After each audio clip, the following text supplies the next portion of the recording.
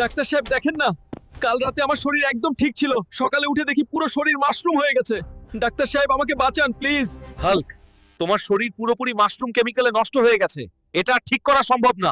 Doctor সাহেব আপনি এসব কি বলছেন? আমি কি করব রে? যদি গ্রামবাসীরা আমার এই অবস্থা দেখে ফেলে, সবাই আমার নিয়ে হাসাহাসি করবে। ওই সেই মাশরুম চিপস, এটা খেয়েই আমার এই অবস্থা হয়েছে। এবার এই ফ্যাক্টরিতে গিয়েই আসল সত্য বের করতে হবে। গেটে তো সিকিউরিটি বসে আছে, ভেতরে ঢুকবো কিভাবে? আচ্ছা, পাশে যে ডেলিভারি ট্রাকটা আছে ওটার ভেতর লুকিয়েই ঢুকতে হবে। শোনো, এই কেমিক্যাল সব চিপসের সাথে মিশিয়ে পুরো গ্রামে ছড়িয়ে দেবে। তারপর আমরা এর ওষুধ বানিয়ে কোটি কোটি টাকা কামাবো। তোরাই আমার এই অবস্থার জন্য দায়ী। এই কে রে তুই? কোনকার ডন যে এখানে এসে ডনগিরি মারাচ্ছিস? দেখলে তো মনে হয় কেউ তোকে বডিতে মিউট দিয়ে দিয়েছে। ভাগ এখানে থেকে। এক তো আমার এই অবস্থা, তার উপর আবার গালাগালি।